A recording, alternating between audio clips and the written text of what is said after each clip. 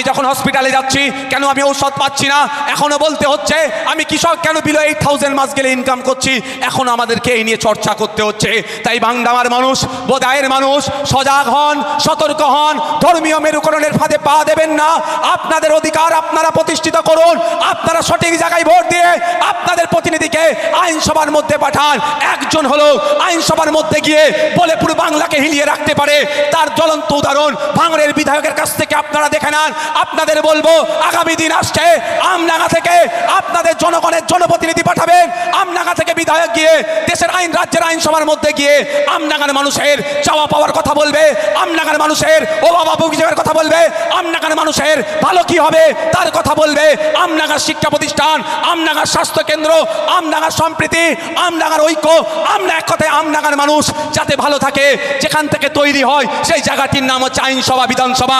তাই আগামী 2026 আসছে, আমরা আমডাঙ্গা থেকে আমাদের মধ্যে থেকে এমন একটি লোককে নির্বাচিত করে আইনসভায় পাঠাবো, যে আইনসভায় গিয়ে অন্য কিছু বলুক আর নাই বলুক আমডাঙ্গার মানুষের ভালো থাকার কথা বলবে। করতে হবে তো নাকি?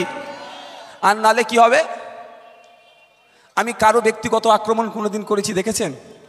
এখানে এসে একটা কথা বলে যায়। আপনাদের বর্তমান বিধায়কের নাম কি? রফিকার রহমান সাহেব। না আমি ওসবে যাচ্ছি না, আমি একটা বলি, উনি একটা স্ট্যান্ডিং কমিটির মেম্বার, আমিও সে স্ট্যান্ডিং কমিটির মেম্বার। আমরা একটা ভিজিটে গিয়েছিলাম, তাই তো নাকি? তো কিছু ছবি উঠেছিল, উনি ওনার ফেসবুক পেজে পোস্ট করেছে, আমি আমার ফেসবুক পেজে পোস্ট করেছি। আবার তারপরে বলছে এআই দিয়ে নাকি করেছে। তো আমি এই ধরনের অসত্য কথা বলি না ভাই। ওখানে বিজেপিরও বিধায়ক ছিল, তৃণমূলেরও ছিল, সংযুক্ত মোর্চারও বিধায়ক ওখানে ছিল। সরকারি একটা কমিটি গিয়েছে শিক্ষা প্রতিষ্ঠানের হাল দেখতে। আমি ওখানে গিয়ে না, আমি বাথরুমে চলে গিয়েছিলাম। ওরা গিয়েছে মাস্টার মশাই কে কী করছে, সে ভুল কাজ ওনারা কিছু করেনি। ওনারাও অন্য দেখছিল মিড ডে মিল কেমন করে খাচ্ছে না খাচ্ছে সব দেখেছে। আর আমি এগুলো দেখার পরে বাথরুমে চলে গিয়েছিলাম, গিয়ে ভিডিও করে নিয়ে এসেছি, আমার মোবাইলে আছে, চাইলে আমি ফেসবুকে একবার পোস্ট করেছিলাম, চালিয়ে দিতে পারবো। কেন? আমাকে পাঠানো হয়েছে ওখানে কিসের জন্য? ওইগুলো দেখার জন্য। আমি ভালোগুলো তো আমার নজরে সব এমনি এসে যাবে, ভেসে ভেসে আসবে, তাই না? তা আমাকে খুঁজতে হবে কি? আমি তো বিরোধী, খারাপগুলো যত খুঁজবো, বিরোধীরা যত আওয়াজ তুলবে, খারাপগুলোকে ঠিক করার জন্য তৎপর হবে। এই আমাদের যে ডেমোক্রেসি, আমরা গর্ব করে বলি, আপনারাও বলবেন।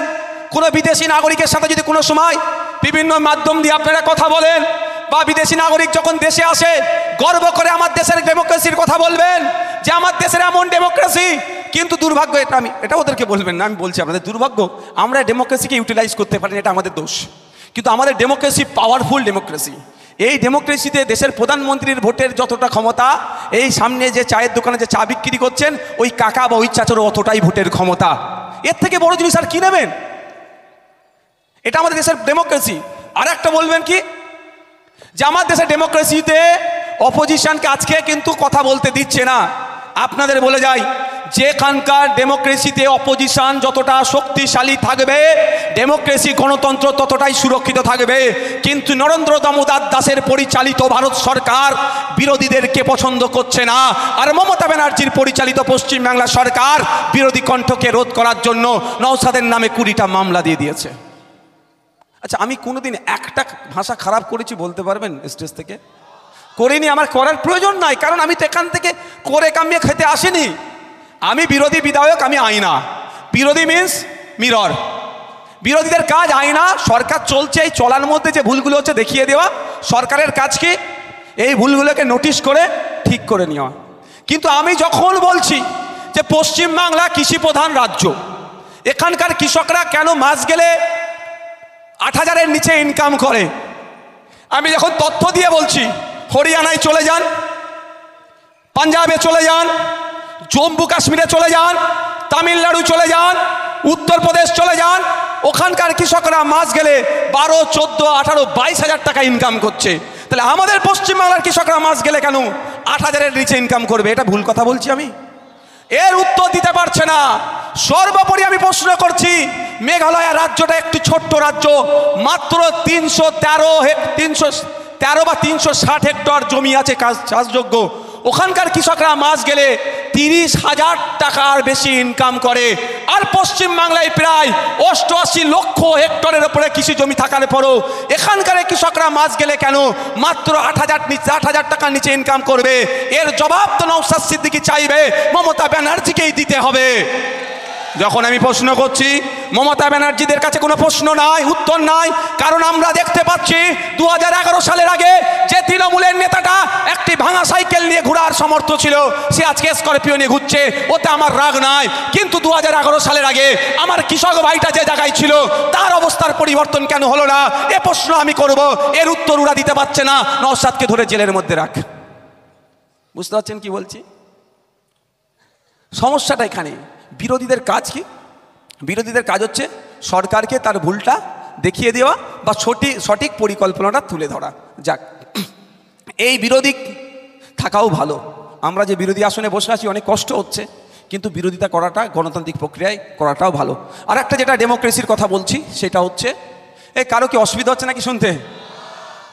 আমি আজকে একটু অন্য ধরনের বক্তব্যটাই দিতে চাইছি। চোর ডাকাত কাকে ভোট দেবেন আপনার ব্যাপার, কিন্তু আগে জানতে হবে সিস্টেমটা কি। সিস্টেমটা জানতে হবে। এই যে আমরা পুলিশের ওপরে অনেক সময় অনেক গুসা করি, তাই না? গুসা করি তো, রাগ দেখাই তো, কিন্তু পুলিশকে চালাই কে বলুন? পুলিশ মন্ত্রী। পুলিশ মন্ত্রী কে তৈরি করেছে বলুন আপনারা? হ্যাঁ, আপনারা তৈরি করেছেন। আপনারা না ভোট দিলে পুলিশ মন্ত্রী হতো? তা আপনারা ভুল লোককে দিয়ে পুলিশ মন্ত্রী তৈরি করলেন ভোট দিয়ে, ভুল জায়গায়। আর পুলিশের কাছ থেকে ভালো আশা করবেন কি করে? পুলিশ ভালো কাজ করতে চাইলেও পুলিশ মন্ত্রী এদেরকে দিয়ে খারাপ কাজ করায়। এদের দোষ নেই আমি মনে করি। অল্প কিছু গুটি কয়েক আছে তাদের বিরুদ্ধে আমরা। তাহলে পুলিশ মন্ত্রী আগামী দিনে যদি আপনারা ভালো করেন, পুলিশের কাজ করবে। পুলিশ আমার শত্রু নয়, আমার সমাজের একটা গুরুত্বপূর্ণ তারা সদস্য, আমাদের সামাজিক তারা বন্ধু, তাদেরকে দিয়ে আমরা ভালো কাজ করব। কিন্তু আপনি তো পুলিশ মন্ত্রী বাজে লোককে করে ফেলেছেন, ভুল লোককে করেছেন। তাহলে পরিচালনা ভুলভাবে হবে। বন্ধুগণ, আমাদের দেশের ডেমোক্রেসির পাওয়ারটা কত জানেন? পাওয়ারফুল ডেমোক্রেসি জানেন? সারা পৃথিবীতে আপনি গুগলে সার্চ করুন, সারা পৃথিবী জুড়ে যত রাজনৈতিক দল আছে একদিকে করবেন, আর ইলেকশন কমিশন অফ ইন্ডিয়ার ভারতের নির্বাচন কমিশনের ওয়েবসাইটে গিয়ে সার্চ করে দেখুন তাদের রাজনৈতিক দল ভারতে কত আছে দেখবেন। সারা পৃথিবী জড়ো করলে 2,500 রাজনৈতিক দল পাবেন না। আমার এই মহান ভারতবর্ষে ডেমোক্রেসিটা এতটাই পাওয়ারফুল, ডেমোক্রেসিটা এতটাই ফ্লেক্সিবল, যেখানে 2,500 রাজনৈতিক দল কন্টেস্ট করার মতো জায়গায় আছে, তার রেজিস্ট্রেশন পেয়েছে। এটা তো বড় জিনিস আমাদের জন্য। অর্থাৎ আপনি চাইলে রাজনৈতিক দল খুলতে পারেন, আপনি চাইলে প্রচার করতে পারেন, আপনি চাইলে ভোট চাইতে পারেন। এখানে কোনো আটকাবার কোনো প্রশ্ন নেই। এত ভালো ডেমোক্রেসিটাকে আমরা ঠিকঠাক প্র্যাকটিস করতে পারছি না, ইউটিলাইজ করতে পারছি না। তাই আপনাদের বলবো, প্র্যাকটিস আর ইউটিলাইজ যেটাই বলেন না কেন, যদি করতে চান ভালো লোকের হাতে দায়িত্ব দিন। যে ভালো লোকের হাতে দায়িত্ব দিলে, যে স্বপ্ন দেখে যে আগামী দিনে যদি আপনারা এই বিশ্বজিৎ দ্বারা যদি আপনারা আমাদেরকে আগামী দিনে যদি এই বাংলা পরিচালনার দায়িত্ব তুলে দেন, আপনাদের এখানে বোধহয় এসে আপনাদের কথা দিয়ে যাচ্ছি, এই জেলার মানুষকে কলকাতার পিজি হসপিটালে, কলকাতার আরজি করে, কলকাতার এনআরএসে, কলকাতার স্টার সরকারি হসপিটালে যেতে লাগবে না। এই উত্তর 24 পরগনাতেই পিজি তৈরি হবে, এনআরএস তৈরি হবে, আরজি কর তৈরি হবে, কলকাতার স্টার হোটেল জেলাতে জেলাতে তৈরি হবে। দায়িত্ব নিয়ে বলতে পারি। এবার আপনারা দেখুন কি করবেন। কারণ হচ্ছে এবছরে হেলথ বাজেট কত জানেন পশ্চিমবাংলা সরকারের? কত বলেন তো? 25,000 কোটি টাকা। ক টাকা বললাম? হ্যাঁ, 25,000 কোটি টাকা। যদি 10 টাকার নোট দিয়ে দেওয়া হয় মানে সারা জীবন লাগবে গণনা করতে। কি গো, 25,000 কোটি টাকা যদি 10 টাকার নোট দিয়ে বলে গোন তুই, ও সারা জীবন পার হয়ে যাবে না? তাহলে আপনি এত টাকা বাজেট, আর আপনি হসপিটালে গেলে ওষুধ পান? বলবেন ভাই, পেলে বলবেন। হসপিটালে গেলে নিয়মিত ডক্টর পান? তাহলে তার টাকাটা কোথায় যাচ্ছে? এই 25,000 কোটি টাকাটা কোথা থেকে আসলো? মমতা ব্যানার্জি ছাপিয়ে দিচ্ছে। আমি আবার এই 25,000 কোটি টাকাটা দিচ্ছি, যে সকালবেলা মাঠে গিয়ে বিকালে মাঠে আসে, মাথার ঘাম পায়ে ফেলে কাজ করে, সেও কিন্তু এই 25,000 কোটি টাকায় তারও 25 পয়সা হলেও আছে। অর্থাৎ এটা ট্যাক্সের টাকা। মাথায় থাকবে তো নাকি? তাহলে আমাদের লাভটা কি হচ্ছে? তাহলে আমাদেরকে আগামী দিনে কি করতে হবে? শুধু পরিবর্তন করলে হবে না, কিচ্ছু লাভ হবে না শুধু পরিবর্তন করে। চোর তাড়িয়ে ডাকাত আনা হবে। জনগণের জনপ্রতিনিধি তৈরি করতে হবে। আর আপনাদের কথা দিয়ে যাচ্ছি, একটা কনসেপ্ট এখনো বাস্তবায়ন হয়নি, যদি আপনারা আমাদের সুযোগ দেন, দায়িত্ব নিয়ে আপনাদের বলে যাচ্ছি, রাইট টু রিকল বলে একটা কনসেপ্ট আছে, যদিও এরা এখানে প্রাধান্য দেয়নি। রাইট টু রিকলটা কি জানেন? আপনি তো একবার ভোট দিয়ে জিতিয়ে দিলেন, 4.5 বছর তাকে জ্বলতে হয় না অনেক ক্ষেত্রে? রাইট টু রিকল বলছে 50%-এর ওপরে যদি ভোটাররা চায় যে এই জনপ্রতিনিধিকে আমি আর পছন্দ করছি না, তাহলে তাকে সেখান থেকে পদত্যাগ করতে হবে, নতুন করে ভোট করতে হবে। এই সিস্টেমটা আমরা ফিরিয়ে নিয়ে আসবো, এই সিস্টেমটা আমরা আনবো। অসুবিধা হবে কারো? মানে আপনার একবার ভোট নিল, এই ওনার অর্জুন সিং তৃণমূলের হয়ে ভোট নিল, কিছুদিন পরে বিজেপিতে ঝাঁপ মেরে দিল, বা পার্থ ভৌমিক সাহেব তৃণমূলের হয়ে বিজেপির হয়ে ভোট নিল, কিছুদিন পরে অন্য দলে ঝাঁপ মেরে দিল। আপনার ভোটকে অসম্মান করা হচ্ছে একদিকে, তার জন্য আপনার সদস্যপদ বাতিলের মামলা হয়। সে মামলা আর কচ্ছপের গতি এক, কচ্ছপের দৌড়ানোর গতি আর ওই মামলার গতি এক, যদিও ওই বিষয়ে যাচ্ছি না। কিন্তু তার মধ্যে একটা কনসেপ্ট আছে, এটা বাস্তবায়ন করেনি। এই কনসেপ্টটা কেন বাস্তবায়ন করেনি বলুন তো? কারা করেনি? ফাঁকিবাজরা করেনি। আর আমরা মানুষের জন্য কাজ করতে এসেছি। যদি আপনারা আমাদেরকে সুযোগ দেন, আপনাদের কথা দিয়ে যাচ্ছি, পশ্চিমবাংলায় সংস্কার তো হবেই। সংস্কারের মধ্যে অন্যতম একটা সংস্কার থাকবে কি, আপনার পঞ্চায়েতের মেম্বার থেকে আপনার আইনসভার সদস্য পর্যন্ত যে আপনারা রাইট টু রিকলের সুযোগ পাবেন।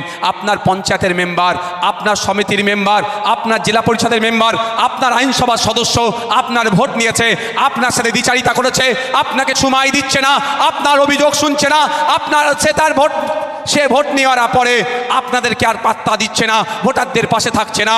তখন যদি চায়, আর তার নির্বাচনী ক্ষেত্রের 50% ভোটার যদি চায় যে এই প্রতিনিধিকে আমরা চাই না, এই ব্যর্থ প্রতিনিধিকে আমরা চাই না, এর পরিবর্তে এখানে নতুন করে ভোট হয়ে আবার কাউকে আমরা প্রতিনিধি হিসাবে বেছে নেব, সেই জায়গাটাও আমরা আপনাদের সামনে তুলে দেব, যাকে রাইট টু রিকল বলা হয়।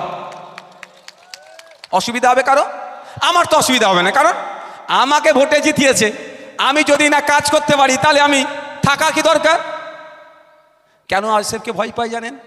বলে সবার প্রোগ্রাম করতে দেবো, বিজেপি প্রোগ্রাম কোনো সমস্যা নেই, অমুক কোনো সমস্যা নেই, আইএসএফের না প্রোগ্রাম হয়। কেন? আইএসএফ বাঘ ভাল্লুক নাকি? বলে আইএসএফ ধর্ম না লাগিয়ে দেয়, ধর্ম দিয়ে রাজনীতি করে। আমি এখন 8 ঘন্টা বক্তব্য দিচ্ছি তো নাকি? হ্যাঁ, একটা ধর্মের কথা আমি বলেছি, রাজনীতিতে মিশিয়ে দিচ্ছি, বলতে পারবেন আমি কি বলেছি? সংবিধান, জনগণ, ডেমোক্রেসি, দেশ, সিস্টেম, এইটা নিয়ে চর্চা করছি। তো এই চর্চাতে ওদের সহ্য হয় না। কথাই আছে কি জানেন? অন্ধকার জগতের প্রাণী আলোকে পছন্দ করে না। বুঝতে পারছেন? তাই বন্ধুগণ, আমি আবার ফিরে আসি আমার বক্তব্যতে। তাহলে আমাদের কি হতে হবে? সজাগ সতর্ক থাকতে হবে, সিস্টেমকে পরিবর্তন করতে হবে। সিস্টেমকে পরিবর্তন না করতে পারলে কোনো লাভ হবে না। আপনি স্বপ্ন দেখছেন আপনি ধর্মীয় মুসলমান, 10টা মুসলমান বিধায়ককে পাঠাবো, আপনার লাভ হয়ে যাবে। এই তত্ত্বে অন্তত অন্য কেউ বিশ্বাস করুক আর নাই করুক, আমি বিশ্বাস করি না। কারণ পশ্চিমবাংলার বিধানসভাতে 43টি মুসলিম ধর্মীয় না তার ধর্মীয় পরিচয় হিসাবে 43টি বিধায়ক আছে, কারো মুখে শুনলাম না হিজাব নিয়ে সমস্যা হচ্ছে, এটা বন্ধ করতে হবে। ওবিসি নিয়ে মুসলমানরা যে দ্বিধাগ্রস্তের মধ্যে আছে, বৈষম্যের মধ্যে আছে, ওটাকে বন্ধ করতে হবে। কারো মুখে শুনলাম না রমজান মাস আসলে ফলের দাম কেন বেড়ে যাচ্ছে, এটা বন্ধ করতে হবে। সেখানে একমাত্র সংযুক্ত মোর্চার বিধায়ক নওশাদ সিদ্দিকী একমাত্রই প্রতিবাদ করছে। তা 43টা লাভ কি হবে? পশ্চিমবাংলার বিধানসভাতে 68টি এসসি কমিউনিটির, শিডিউল কাস্ট কমিউনিটির বিধায়ক আছে। আমি একবারের জন্য শুনলাম না তাদের মুখ থেকে বলতে যে ফেক এসসি সার্টিফিকেটগুলোকে বাতিল করতে হবে। যারা এসসি নয়, যারা দলিত নয়, যারা শিডিউল কাস্ট নয়, তারা এসসি সার্টিফিকেট তুলে প্রকৃত এসসিদেরকে বঞ্চনার শিকার হতে হচ্ছে। যারা ফেক এসসি, তারা চাকরি করে নিচ্ছে, উচ্চশিক্ষায় সংরক্ষণে তারা সুবিধা নিয়ে নিচ্ছে, প্রকৃত এসসিরা বঞ্চিত হচ্ছে। পশ্চিমবাংলার বিধানসভায় 68 জন এসসি কমিউনিটির বিধায়ক থাকার পরেও কারো মুখ থেকে বলতে শুনলাম না। একমাত্র ভাঙড়ের বিধায়ক, সংযুক্ত মোর্চার বিধায়ক, খামচিহ্নের বিধায়কই বলেছে কথা, যেগুলো বন্ধ করতে হবে। তা লাভ কি হবে? দলিত ভাইরা যদি মনে করে, এই আমার জাত ভাই যাচ্ছে বোঝানোর জন্য বলি, মুসলমানরা যদি মনে করে আমার জাত ভাই ফিরাদ হাকিম আমার কথা বলবে, ও ঘোড়ার ডিম, ও বেশি আপনার ক্ষতি করে দেবে। আমার দলিত ভাইরা যদি মনে করে আমার দলিত যাচ্ছে, আমার অনেক কথা বলে ফেলবে। আমার 4 বছরের অভিজ্ঞতা ওই আইনসভার মধ্যে, তা নিয়ে আপনাদের সামনে তুলে ধরছি।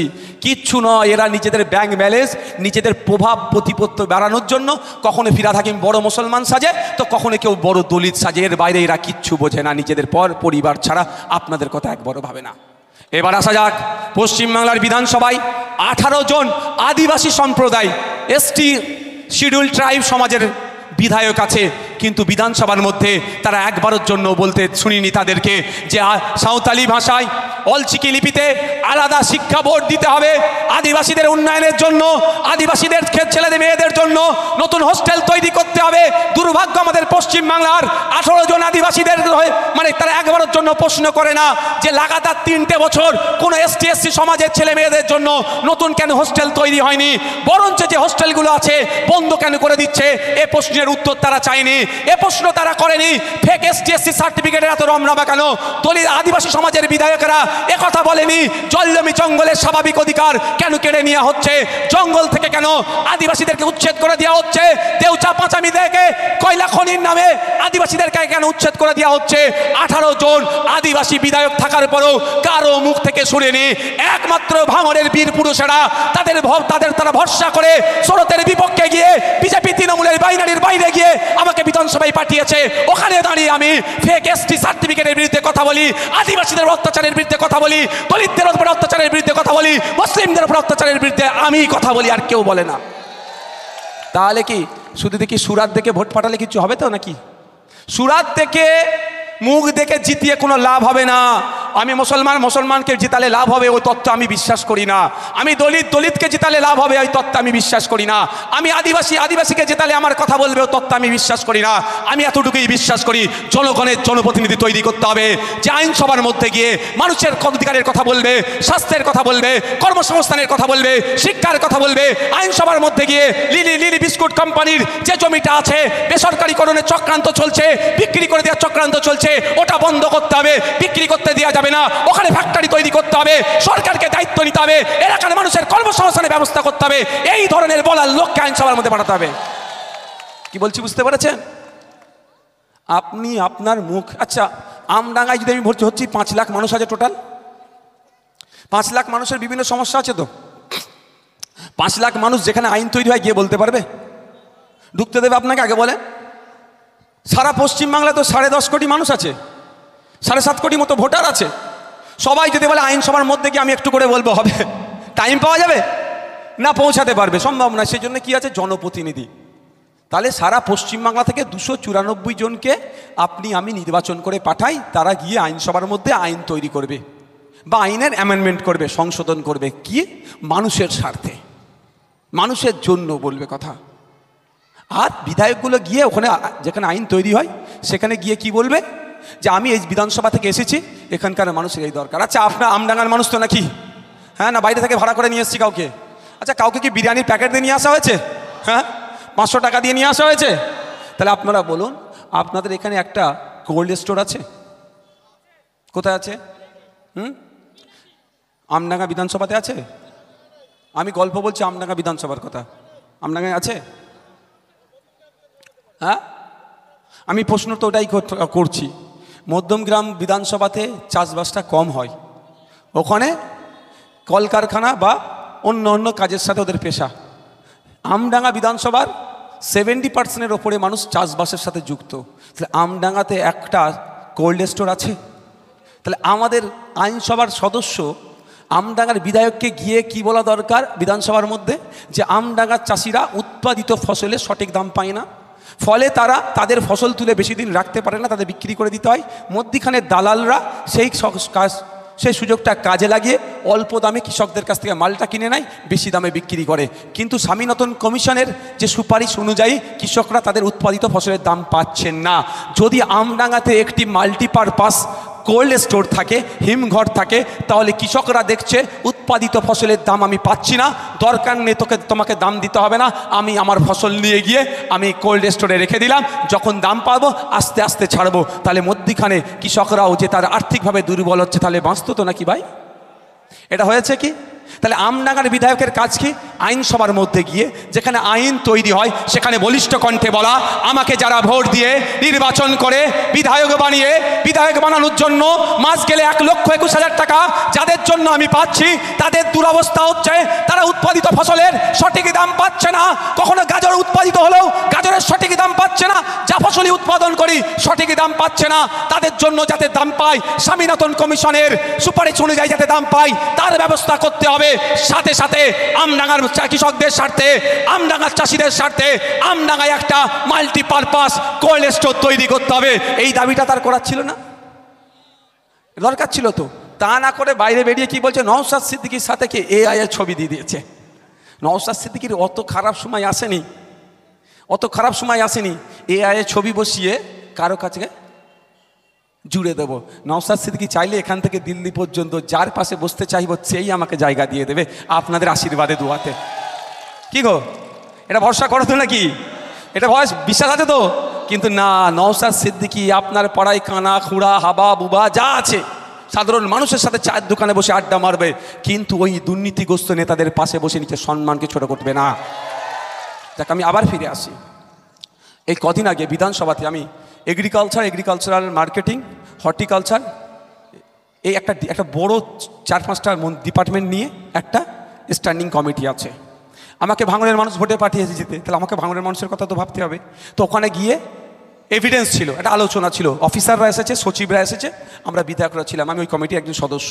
আমি প্রশ্ন করার যখন সময় আসলে আমি প্রথম কোশ্চেন করলাম, ভাঙড়ে একটি হিমঘর হওয়ার কথা ছিল, ওটা কবে চালু হবে, মানুষ কবে, কৃষকরা কবে পরিষেবা পাবে ওখান থেকে, তার ডেটটা বলুন। এটাই হচ্ছে একজন আইনসভার সদস্য ভাঙড়ের বিধায়ক হিসাবে যেখানে যে প্রশ্ন করার দরকার সেটা করেছি আমি। তার পরিবর্তে যদি শুধু চা খেয়ে একটুখানি খাবার টিফিন দিত নিয়ে পালিয়ে আসতাম, তাহলে কি বিধায়ক হিসাবে আমাকে তারা পাঠিয়েছে, তারা উপকৃত হতো না অপকৃত হবে? আমাকে তারা পাঠিয়েছে তাদের দুর্দশার কথা বলার জন্য, আমি গিয়ে বললাম। দ্বিতীয় আমি একটা কথা বলেছি, আপনাদের জেনে রাখুন, ভাবতে হবে আপনাদেরকে, সিস্টেমটাকে কেন পরিবর্তন করতে হবে সেটা আপনাদের বলছি। আপনারা শুনলে অবাক হবেন, পশ্চিমবাংলায় 585টি মতো হিমঘর আছে, একটাও সরকারি হিমঘর নেই, জানেন? কি বলছি বুঝতে পেরেছেন? একটাও সরকারি হিমঘর নাই। আর আমি প্রশ্ন করেছিলাম গত কয়েকদিন আগে, ওখানে সচিব ছিল, মানে সেক্রেটারি, যিনি ডিপার্টমেন্টাল সেক্রেটারি তিনি ছিলেন, তাকে প্রশ্ন করলাম, পশ্চিমবাংলার সরকার কবে সরকারের উদ্যোগে হিমঘর তৈরি করবে তার তারিখটা বলুন। এই তথ্য ওখানে রেকর্ড আছে। তিনি বলছেন যে সরকারে ভাবে হিমঘর হয় না। আমি তখন তাদেরকে বলেছিলাম, পশ্চিমবঙ্গ হচ্ছে কৃষিপ্রধান রাজ্য, সরাসরি 50% মানুষ কৃষিকাজের সাথে যুক্ত, প্রত্যক্ষ পরোক্ষভাবে প্রায় 70% মানুষ এই কৃষিকাজের সাথে যুক্ত। তাহলে এখানে কেন সরকারের উদ্যোগে হিমঘর হবে না? নতুন পলিসি নিয়ে আসতে হবে, কৃষকদের জন্য কৃষিকাজের পলিসি চেঞ্জ করতে হবে, এদের জন্য সরকারের উদ্যোগে আপনার হিমঘর তৈরি করতে হবে। এটা আপনি নোট করুন। এটাই তো ডিফারেন্স। আইন হয়ে এসেছে তো কি আইনকে বন্ধ করো, নতুন আইন তৈরি করতে হবে। আমি কৃষক, আমি প্রাণে বাঁচলে তো আইন। এই আইনটা কার জন্য? মানুষের জন্য তো। আইনটা কাদের জন্য? আমাদের জন্য। আমি যদি না প্রাণে বাঁচি, আইন রেখে লাভ কী হবে? পাওয়ার চেঞ্জ করো। তো এই সিস্টেম চেঞ্জ করতে হবে। তো আপনারাই সিস্টেমটা চেঞ্জ করতে পারবে। আমি যতই গলা ফাটাই না কেন, কিচ্ছু লাভ হবে না। কটা বাজে? হ্যাঁ, ওরে বাবা, অনেক বকে ফেললাম, 6:46 বেজে গেছে। আমি আর 5-7 মিনিট টাইম নেবো, অসুবিধা আছে কারো? না না ভাই, আজকে কলকাতাতে একটা দল প্রোটেস্ট করছে। কারা জানেন? SLST যারা স্টেট লেভেল সিলেকশন, SLST মনে পড়ছে না এখন। তো SSC স্কুল সার্ভিস কমিশনের একটা গ্রুপ আন্দোলন করছে। কেন? আপনি অবাক হবেন, এটা পশ্চিমবাংলার একটা সরকার চলছে না সার্কাস চলছে, আপনি ধরতেই পারবেন না।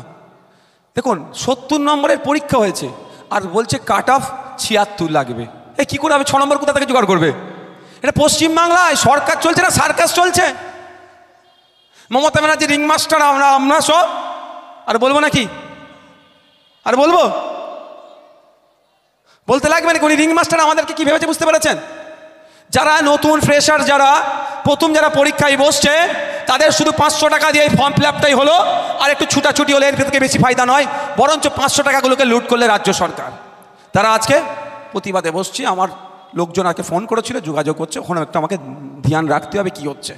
মানে কোন রাজ্যে আমরা আছি? শিক্ষিত বেকার যুবক যুবতীরা মাথা ফাটিয়ে দিচ্ছে, চাকরি পাচ্ছে না, চাকরি পেলেও দুর্নীতি করছে, পুরো প্যানেল বাতিল হচ্ছে। এই সরকারি কর্মচারীরা যারা আছে, আমাদের এখানে অনেক পুলিশের বন্ধুরা আছে না, পুলিশকে তো আমরা মন্দিরের ঘন্টার মতো ব্যবহার করি। কেমন দেখবেন, যে পুজো দেয় সেও ঘন্টা বাজায়, আর যে মন্দিরে ঢুকেছে সেও।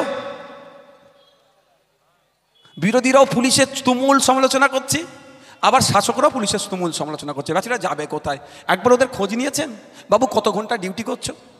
একবারের জন্য কি আপনারা খোঁজ নিয়েছেন সিভিক ভলেন্টিয়ারগুলোকে যে তোমরা কতটা ডিউটি করো? এক একটা সিভিক ভলেন্টিয়ার কোনো অংশে কনস্টেবলের থেকে কম কাজ করে না, ডিউটি করে না, মাত্র 10,000 টাকা তাদের হাতে ধরিয়ে দিচ্ছে। 9,000 টাকা ছিল, এত বিধানসভার মধ্যে সিভিক ভলেন্টিয়ার করেছি, বাধ্য হয়ে মাত্র 1,000 টাকা বাড়িয়েছে একা বলে। আপনারা যদি 10টা নওশাদ সিদ্দিকীকে 2026 সালে পাঠান, সে যেই সরকারে আসুক না কেন, যেই অপোজিশনে থাক না কেন, এই 10 জন কিন্তু পুরো বিধানসভাকে হিলিয়ে রাখবে, এটা ভরসা করি আমি। আপনাদের হাতে নির্ভর করছে। যাক, একবারে পুলিশকে জিজ্ঞাসা করেছেন, বাবু স্যার বলুন, বাবু বলুন, যে সম্মানীয়দেরকে সম্মান দিতে হবে। যে কতক্ষণ ডিউটি করেছেন খোঁজ নিয়ে দেখুন তো। 12 ঘন্টা নয়, 14 ঘন্টা 16 ঘন্টা পর্যন্ত ডিউটি করছে। কিন্তু সরকারি কর্মচারীদের ডিউটি কতক্ষণ করবে? এই বলুন, 8 ঘন্টা। 8 ঘন্টার বেশি কেন ডিউটি করবে? তার হয়ে বলার কেউ নেই না।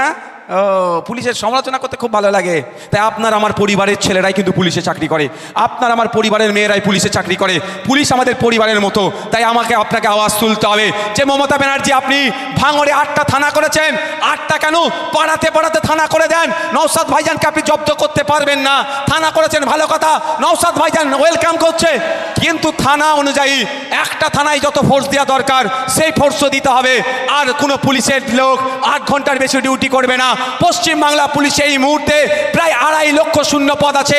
ইমিডিয়েট আপনি 2.5 লক্ষ শূন্য পদ পূরণ করুন, তাহলে আমার পুলিশের কাজ কষ্টটা কম হবে। এরা 8 ঘন্টা ডিউটি করবে আর 2.5 লক্ষ পরিবার বাঁচবে, তাদের পরিবারের ছেলেগুলো চাকরি পাবে। ওই 2.5 লক্ষ পরিবারের জন্য আরো 5 লক্ষ পরিবার উপকৃত হবে। তাহলে প্রায় 7.5 লক্ষ পরিবার পশ্চিমবাংলায় অর্থনৈতিকভাবে স্বাবলম্বী হবে। এই আওয়াজটাও আমাদেরকে তুলতে হবে। তুলবেন তো নাকি? না, ও পুলিশ ডিউটি করছে, করুক, এইরকম করলে হবে না। জিজ্ঞাসা করবেন, সাহেব কতক্ষণ ডিউটি করছেন? জিজ্ঞাসা করবেন, সাহেব কতক্ষণ ডিউটি করছেন? বলবে, দেখবেন ক্যামেরার সামনে বলবে না, বেচারিদের সমস্যা হয়ে যাবে। তো আপনাকে এগুলো সজাগ সতর্ক থাকতে হবে। আমাকে এই আওয়াজ তুলতে হবে। আমি ছাড়া কি আওয়াজ তুলবে ভাই? কি আওয়াজ তোলার আছে? ওই যে 70 নম্বরের পরীক্ষা হচ্ছে, 76 নম্বর কাট অফ। আমরা এতদিন শুনেছি যে নম্বরের পরীক্ষা হয় তার নিচে কাট অফ হয়। এই যারা পরীক্ষা দিয়েছে, জুলফিকার ঠিক বলছো তো নাকি? রাকেশ কোথায় গেল? আচ্ছা, যারা পরীক্ষা দিয়েছো, ভুল বলছি নাকি গো? 70 নম্বরের পরীক্ষা হলে এই ধরনের ঘটনা হয় 55, 60, 65 কাট অফ। অর্থাৎ 70-এর মধ্যে যারা 65 পাবে তারা ইন্টারভিউয়ে ডাক পাবে। এটা কাট অফ মানে এটার মধ্যে পেলেই তারা ইন্টারভিউ পরের স্টেজে তারা যেতে পারবে। আর এই আমাদের রাজ্যে মমতা ব্যানার্জির আমলে সরকার নয় সার্কাস চালাচ্ছে এরা কি করছে? 70 নম্বরের পরীক্ষা হয়েছে আর বলছে যারা 76 পাবে তারা ইন্টারভিউ ডাক পাবে। ভাবতে পেরেছেন কারা পরীক্ষাগুলো দিয়েছে? আমার সমবয়সী যুবক যুবতীরা, আপনারা আমার বাড়ির ছেলেরা। তো তারা কোথায় যাবে? এই সিস্টেমটা ভুল সিস্টেম নিয়ে চলছে। সিস্টেমকে কি করতে হবে? চেঞ্জ করতে হবে। চেঞ্জ করবে কারা? আপনার হাতে সেই ক্ষমতা, ডেমোক্রেসি, গণতন্ত্র, সংবিধান সেটা আপনার হাতে দিয়েছে যে আপনারা সেটাকে চেঞ্জ করতে পারেন। তাই অনুরোধ করছি, একটু চোখ কান খুলে চলতে হবে। কে হিন্দু ভাই ভাই বলছে আর কে হিজাব টেনে বলে দিচ্ছে মুসলমানদের ক্ষতি করতে দেবো না। এই দুটোর ফাঁদে আপনারা পড়বেন না। একজন বলছে হিন্দু ভাই ভাই, শুনতে খুব ভালো লাগে। তো তার শুনেছি নাকি পেট্রোল পাম্প আছে, ওই শুভেন্দু বাবুর কথা বলছি। তো শুভেন্দু বাবু তার পেট্রোল পাম্পের সামনে লিখে দিক না, হিন্দু ভাই ভাই, মুসলমানকে তেল বিক্রি নাই, লিখবে? তখন বিজনেস ভালো বোঝে। আর একজন কি বলছে, হিজাব টেনে দিয়ে কি বলছে, মুসলমানদের ক্ষতি হতে দেব না। জেলগুলোতে গিয়ে দেখুন পশ্চিমবাংলার জেলে প্রায় 23,000 মানুষ বন্দী আছে। তার মধ্যে খোঁজ করে দেখুন 16 থেকে 17,000 কারা আছে? হিজাব টেনে যাদেরকে বোকা বানাচ্ছে তারা আছে। বুঝতে পারছেন? এর দুজনের পাল্লায় যারা পড়বে তারা যাবে।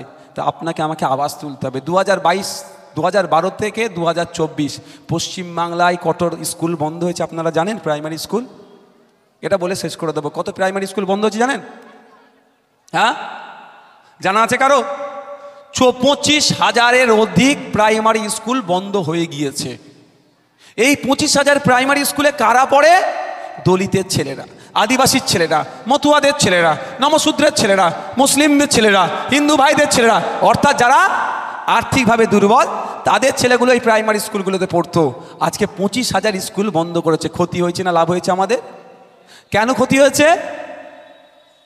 আমাদের ছেলেদেরকে তো আমরা বেসরকারি স্কুলে ফিস দিয়ে পড়াবার ক্ষমতা নাই। ফলে কি হচ্ছে? স্কুল ছুট হয়ে যাচ্ছে, অশিক্ষিত হয়ে যাচ্ছে। এদের বোমা বাঁধার লোক হিসাবে এরা সাপ্লাই দেবে। তাই আপনাকে আমাকে আওয়াজ তুলতে হবে। কে হিন্দু, কে মুসলমান, কে দলিত, কে আদিবাসী, কে মতুয়া ভেবে লাভ নেই আমার। যার ধর্ম ধর্মীয় বিশ্বাসের জায়গায় থাকবে, মন্দিরে থাকবে, মসজিদে থাকবে, ধর্মস্থানে থাকবে, যার বিশ্বাস সে সেখানেই রাখবে। দিনের শেষে আমরা পশ্চিমবাংলার নাগরিক, আমরা শ্রেণী সংগ্রামের কথা বলি, আমরা পশ্চিমবাংলার মানুষ, দিন আনে দিন খাই। আমার ছেলেটি সরকারি স্কুলে গিয়ে কিভাবে শিক্ষা পাবে তার আওয়াজ আমাদের তুলতে হবে। অন্যথায় দেখবেন এখানে যে প্রাইমারি স্কুল আছে, এই স্কুলটি বন্ধ হয়ে গেলে জেসিপি দিয়ে স্কুলটা তুলে মমতা ব্যানার্জি তার বাড়ির সামনে নিয়ে গিয়ে বসাবে না, এখানে স্কুলই থাকবে।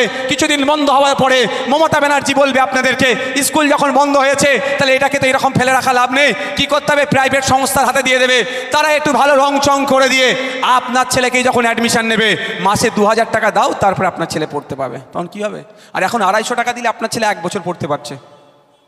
পারবেন তো মাসে 2000 টাকা দিয়ে আপনার ছেলেকে পড়াতে? দুটো ছেলে, আমি দুটোই ধরছি, দুটো ছেলে বাচ্চা, 4000 টাকা চলে গেল। আপনি কৃষক, মাস গেলে 8000 টাকার নিচে ইনকাম করেন। আমি তথ্য দিয়ে বলছি আপনাদের, মাস গেলে আপনারা 8000 টাকার নিচে ইনকাম করেন, বিলো 8000 আপনি ইনকাম করেন। তো আপনারা কি করলেন? দুটো ছেলেকে 4000 টাকা দিয়ে করবেন, তাহলে নিজে খাবেন কোথায়, হ্যানকান সঞ্চয় করে রাখবেন কোথায়, আর কি বলে ঔষধ খরচ কী করবেন, আর পুজো পার্বণে কাপড় চোপড় কিনবেন কী করে? তাহলে কী হবে? ছেলেকে পড়াতে হবে না। এটাই তো চাইছে মমতা ব্যানার্জি আর শুভেন্দু অধিকারীরা, যে আপনাকে আমাকে পড়তে দেবে না। আপনার আমার বাড়ির ছেলেরা যদি পড়াশোনা করে নেয়, তাহলে অভিষেক ব্যানার্জির হয়ে কে মারপিট করবে, তাহলে কে শুভেন্দু অধিকারীর হয়ে কে মারপিট করবে? তা ওরা ওদের লাঠিয়াল বানাবার জন্য আপনার আমার ছেলেরা যেখানে পড়তে যায়, আগের কথা ভেবে ওদের হয়ে বোমাবাজি করবে, ওদের হয়ে মারপিট করবে, ওদের হয়ে খুনাখুনি করবে, ওদের হয়ে জাহান্নামে যাবে, ওদের হয়ে কবরে যাবে, ওদের হয়ে শ্মশানে যাবে। সেই জন্য কি করছে? স্কুলগুলোকে বন্ধ করে দিচ্ছে। তাই আমাদেরকে আওয়াজ তুলতে হবে। পশ্চিমবাংলার এই শুধু 25,000 স্কুল ফিরিয়ে নিয়ে আসা নয়, স্কুল তৈরি করতে হবে। 2011 সালের আগে মমতা ব্যানার্জি গল্প শুনিয়েছিল 10,000 মাদ্রাসা দেবে। 10,000 মাদ্রাসা দিয়ে এত দূরের কথা, উল্টে মাদ্রাসাগুলোকে বন্ধ করে দিচ্ছে। বুঝতে পারছেন? তাই আমাদের আওয়াজ তুলতে হবে, শিক্ষা প্রতিষ্ঠান তৈরি করতে হবে। তা আপনি শিক্ষামন্ত্রী কাকে দায়িত্ব দিয়েছেন? আপনি ভোট দিয়ে, সে তো দায়িত্ব নিয়ে স্কুল বন্ধ করছে। আর আপনি যদি এবার নতুন শিক্ষামন্ত্রী তৈরি করেন, সে দায়িত্ব নিয়ে কি করবে? মদের দোকানগুলোকে বন্ধ করবে, পাড়ায় পাড়ায় স্কুল তৈরির ব্যবস্থা করবে। মমতা ব্যানার্জির আমলে স্কুল পাড়ায় পাড়ায় হয়নি। আচ্ছা, এখানে এত মানুষ আছে, একজন হাত তুলে বলুন তো 2011 সালের পরে আপনার বুথে একটা স্কুল হয়েছে?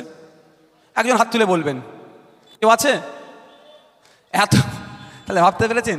কিন্তু আমি হাত তুলতে বলবো না, তুলে লজ্জা দেবো না। পাড়ায় পাড়ায় লিগাল ইলিগাল মদের দোকান 2011, 2025 হয়ে গেছে। হ্যাঁ, তাহলে সমাজের ভালো করছে না ধ্বংস করছে? হ্যাঁ বলেন। এই জন্যই নওশাদ সিদ্দিকীর রাগ। আইএসএফ নওশাদ সিদ্দিকী পয়েন্টে পয়েন্টে কথা বলে, বাবুদের জয়েন্টে জয়েন্টে ব্যথা করে, ওই জন্য রাগ দেখায়। তাই আমি শেষ করছি, একটা বিষয় বলি, শেষ করব। এখন এসআইআর ফর্ম ফিল আপ চলছে তো, কি ফর্মটার নাম কি জানেন? গণনা ফর্ম। আপনারা কেউ আতঙ্কিত হবেন না, কেউ চিন্তা করবেন না। আমি অনুরোধ আপনাদের কাছে একটাই করব, যে নির্দেশিকা আছে যথাযথভাবে ফিল আপ করবেন, ফর্মটা ফিল আপ করবেন। আপনি না পারলে আমাদের যারা নেতৃত্বরা আছে, বিভিন্ন অঞ্চলের নেতৃত্বরা আছে, তাদের সহযোগিতা নেবেন, বা যারা এই বিষয়ে একটু জানকারি আছে তাদের সহযোগিতা নেবেন। ফর্ম ফিল আপ করবেন, ফিল আপ করার পরে আপনি সিগনেচার দিতে পারেন, বাম আঙুলের বৃদ্ধাঙ্গুলের আপনি স্টাম্প বা ছাপ দিতে পারেন, দিয়ে ফর্মটা রেডি করে রাখবেন। বিএলও সাহেব আসলে তাকে 2 কপি তুলে দেবেন। 2 ফর্ম দিয়েছে, 2 কপি তুলে দিয়ে একটাতে উনি সিগনেচার, স্টাম্প আর তারিখ দিয়ে আপনি নিয়ে রেখে দেবেন। আপনার আর কাজ নেই, বাকি কাজ আইএসএফ খামচিহ্ন বুঝে নেবে। আপনাদেরকে আর কাউকে টেনশন নিতে হবে না। আমি বলে যাচ্ছি আপনাদের বড় ভাইজানের নাম কি গো? আর 2 মিনিট টাইম নেবো। কি নাম? খুব বেশি হলে 2 মিনিট টাইম নেবো। কি নাম একটু জোরে বলেন, আমাকে শুনতে একটু ভালো লাগে, একটু জোরে বলেন। আপনাদের বড় ভাইজান একদিন রাত্রে আমাকে ডেকে বলে, নওশাদ শোন, তুই রেডি হ, তুই আইনজীবীর সাথে কথা বল। এই এসআইআর হচ্ছে, যদি অন্যায়ভাবে কোনো বৈধ ভোটারের নাম কাটে, সে আমার দলিত হতে পারে, আমার আদিবাসী হতে পারে, আমার মতুয়া হতে পারে, আমার নমশূদ্র হতে পারে, আমার বাউরি হতে পারে, আমার হিন্দু হতে পারে, আমার মুসলমান হতে পারে, আমার পশ্চিমবাংলার যে কোনো বৈধ নাগরিক হতে পারে। যদি একজন ভোটারের নাম অবৈধ পন্থা অবলম্বন করে বৈধ ভোটারের নাম কাটে, তার পাশে কেউ দাঁড়াক আর নাই দাঁড়াক, তুই সুপ্রিম কোর্টে গিয়ে মামলা করবি। তাহলে বলে যাচ্ছে আপনাদের, কেউ আতঙ্কিত হবেন না। বোদাইয়ের মানুষ, আমডাঙ্গার মানুষ, ঠাকুরবাড়ির মানুষ, ফুরফুরা শরীফের মানুষ, ভাঙড়ের মানুষ, যে প্রান্তে আমি যাচ্ছি সে প্রান্তে গিয়ে বলছি, আপনারা আতঙ্কিত হবেন না। 7 তারিখে খসড়া লিস্ট বার হবে। যদি সব ঠিক থাকে তো ভালো কথা। যদি মনে হয় আপনার সাথে ইনজাস্টিস হয়েছে, আপনার সাথে অন্যায় হয়েছে, আপনার হাতে রিসিভ কপি আছে, সেই রিসিভ কপিটা নিয়ে সরাসরি আমাদের সাথে যোগাযোগ করুন। আমাদের সাথে যোগাযোগ না করতে পারলে আমাদের প্রতিনিধি আছে, প্রতিনিধির মাধ্যমে আমাদের সাথে যোগাযোগ করুন। আপনার হয়ে জবাব দিতে দিতে আপনি একা যাবেন না, খাম চিহ্ন আপনার হয়ে জবাব দিতে যাবে এবং আপনার হয়ে জবাবটা বুঝে নেবে। সর্বোপরি বলি, আপনার বোদাই গ্রামে অঞ্চলে ধরেন না একটা বৈধ ভোটারের নাম কাটা গেছে সারা পশ্চিমবাংলার মধ্যে, এটা আপনাদের কথা দিয়ে যাচ্ছি। তার পাশে পশ্চিমবাংলার কোনো মানুষ দাঁড়াক আর নাই দাঁড়াক, খাম চিহ্ন তার পাশে দাঁড়াবে, এই নওশাদ সিদ্দিকী তার পাশে দাঁড়াবে, তার হয়ে আইনি লড়াই করবে। সেটা ধর্মীয় হিন্দু হতে পারে, ধর্মীয় মুসলমান হতে পারে, খ্রিস্টান, আদিবাসী, দলিত হতে পারে, দেখার দরকার নাই। আমার পশ্চিমবাংলার বৈধ নাগরিক, বৈধ ভোটারের জন্য আমি আমার সর্বোচ্চ দিয়ে, এদিকে বিশ্বজিৎ দা আছে, তাপস দা আছে, শামসু স্যারের আছে, ঐক্যবদ্ধ হয়ে তার ভোটাধিকার বাঁচানোর লড়াইয়ে আমরা সর্বোচ্চ দিয়ে লড়বো। লোকটি বিজেপিও করতে পারে, লোকটি তৃণমূলও করতে পারে, লোকটি সিপিএম কংগ্রেস করতে পারে, লোকটি যদি আইএসএফের চরম বিরোধী হয়, তারপরও আপনাদের বলে যাচ্ছি রাজনৈতিকভাবে তার মতাদর্শগত আলাদা থাকতেই পারে, কিন্তু তার বৈধ ভোটারকে যদি কেউ ডিলিট করতে চায়, তাকে যদি অবৈধ ভোটার হিসেবে ঘোষণা করতে চায়, তার পাশে আমরাই দাঁড়াবো, আমরাই তার হয়ে লড়াই করব। অসুবিধা হবে নাকি কোনো? দেখুন ভাই, কে আইএসএফের সমালোচনা করছে, অসুবিধে কোথায়? অসুবিধে কোথায়? সমালোচনা করলে কি বলো, ভালো আরও উঠে আসবে। আমার প্রফেসর ক্রিটিসিজমের ওপরে পিএইচডি করেছিলেন আলিয়া ইউনিভার্সিটির, তিনি আমাদের শিক্ষা দিয়েছেন যে সমালোচনা খারাপ জিনিস নয়, তবে হ্যাঁ, সমালোচনা করতে গেলে সেই বিষয়ে জ্ঞান রাখতে হবে, সেই বিষয়ে আগে জ্ঞান অর্জন করো, তারপরে সমালোচনা করো। যদি কেউ আইএসএফের সমালোচনা করে, অসুবিধে কোথায়? কিন্তু সে আজকে বিপদে পড়েছে, তার পাশে আপনাকে দাঁড়াতে হবে। কারণ আমাদের স্লোগান কি? ক্ষমতা দখল নয়, সমাজ ব্যবস্থায় পরিবর্তনই আমাদের মূল লক্ষ্য। এই সমাজের কোনো একটা ভোটার যদি আজকে আতঙ্কিত হয়ে যায়, আপনার সমালোচনা করেছে বলে তাকে আপনি এড়িয়ে যেতে পারবেন না, অবজ্ঞা করতে পারবেন না। আইএসএফ আপনাদের নির্দেশনা দিচ্ছে, চেয়ারম্যান আপনাদের নির্দেশনা দিচ্ছে, তার পাশে দাঁড়ান, তার পার্টিকুলার্স নেন, তিনি যে রিসিভ করে, তার কাছে যে রিসিভ কপিটা আছে সেটা কালেক্ট করে আমাদের কাছে পাঠান, আমাদের এক্সপার্ট দিয়ে তার সমস্যাকে সমাধান করার আমরা সর্বোচ্চ চেষ্টা করব। যদি এখানে সমাধান না হয়, তার একার জন্য প্রয়োজনে হলে দিল্লিগামী ফ্লাইট ধরবে, দিল্লিগামী ফ্লাইট ধরে সুপ্রিম কোর্টে গিয়ে ওই ভোটাধিকার বাঁচানোর লড়াই করবে। মমতা ব্যানার্জির মতো দিল্লিগামী ফ্লাইট ধরে ভাইপোকে বাঁচানোর জন্য বিজেপির সাথে সেটিং করতে যাবে না।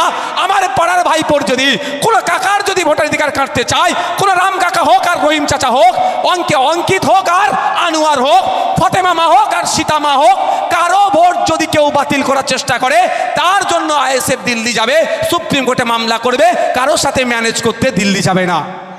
মাথায় থাকবে। সকলে ভালো থাকবেন, সুস্থ থাকবেন। আজকের এই প্রোগ্রাম এখানেই সমাপ্ত হলো। আচ্ছা, এখানে প্রোগ্রাম শেষ হলো। একটা বিশ্ববিদ্যালয় একটা ঘোষণা দেবে, আপনারা একটু শুনুন। প্রচুর তৃণমূলের নেতারা জয়েনিং করতে চাইছে।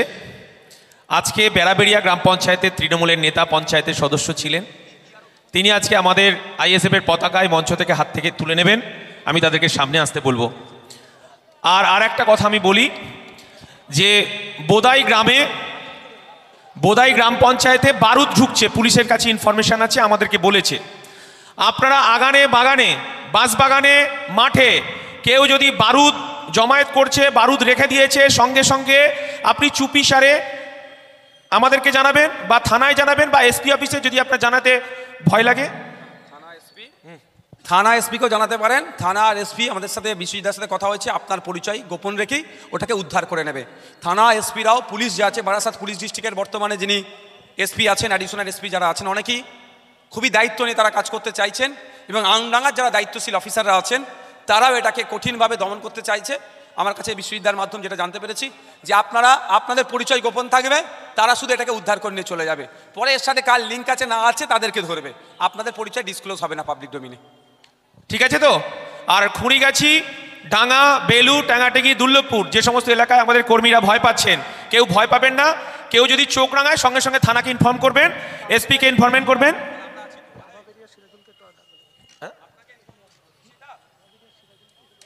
হ্যাঁ, তারাবেরিয়া সিরাজুল, আমাকেও ইনফর্ম করবেন, ঠিক আছে? আপনারা কোনো টেনশন করবেন না, লড়াই বুঝে নিতে হবে। আচ্ছা, যারা জয়েনিং করবেন, সিরাজুল, তারাবেরিয়া এসছে, আর কে আছে? আর হামিদ এসছো? ঠিক আছে। এই জরিফুল। ইনকলাব জিন্দাবাদ, আইএসএফ জিন্দাবাদ, ইন্ডিয়ান সেকুলার ফ্রন্ট জিন্দাবাদ, ইনকলাব জিন্দাবাদ, আইএসএফ জিন্দাবাদ, আইএসএফ জিন্দাবাদ, বিশ্বজিৎ মাইতি জিন্দাবাদ, নওশাদ সিদ্দিকী জিন্দাবাদ, ইনকলাব জিন্দাবাদ, আইএসএফ জিন্দাবাদ, ইন্ডিয়ান সেকুলার ফ্রন্ট জিন্দাবাদ, ইনকলাব জিন্দাবাদ।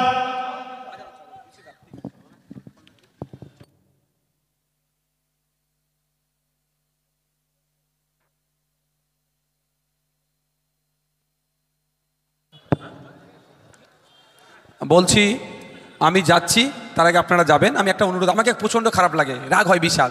হয়তো আমার সাথে কেউ 2-4টে বাইক নিয়ে যাচ্ছেন, আমি এটা যাওয়া তো পক্ষে নয়। প্রথম কথা আমি এটা যাওয়ার পক্ষে নয়। তারপরেও যদি কেউ হয়তো মেন রোড অব্দি যাচ্ছেন, অযথা হর্ন বাজাবেন না। আমি গাড়িতে বসে থাকি, আমার রাগ হয়, সিরিয়াস বলছি। কারণ আপনার তো হর্ন বাজাবার দরকার নেই, আপনি তো কাউকে ওভারটেক করা, আপনি তো আমাকে ওভারটেক করে যাবেন না, যাবেন কি? তাহলে আপনি আমার সাথে যখন যাচ্ছেন না বিশেষ করে, তাহলে হর্ন বাজাবেন কেন? অযথা হর্ন বাজাবেন না। আমি একদিন পশ্চিমবাংলার বলবো না কোন ডাক্তারের সাথে আমি একটা প্রোগ্রাম করে প্রায় 40 কিলোমিটার তার গাড়িতে এসেছিলাম। তিনি গাড়ি ড্রাইভ করছিলেন। আমি 40 কিলোমিটার আসার পরে আমি তাকে প্রশ্ন করলাম,